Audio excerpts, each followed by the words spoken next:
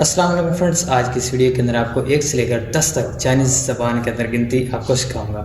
तो आप मेरे चैनल पर नए हैं तो चैनल को सब्सक्राइब लाजमी कर लें। तो ज़ीरो को चाइनीज़ ज़बान में क्या कहते हैं? ज़ीरो को चाइनीज़ ज़बान में कहते हैं लिंग लिंग। उसके बाद 1 को चाइनीज़ ज़बान में कहते हैं ई या यो, ई कहते हैं या फिर यो कहते हैं।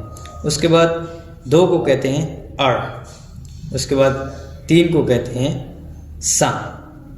4 को कहते हैं स। 5 को कहते हैं ऊ। और 6 को कहते हैं लियो।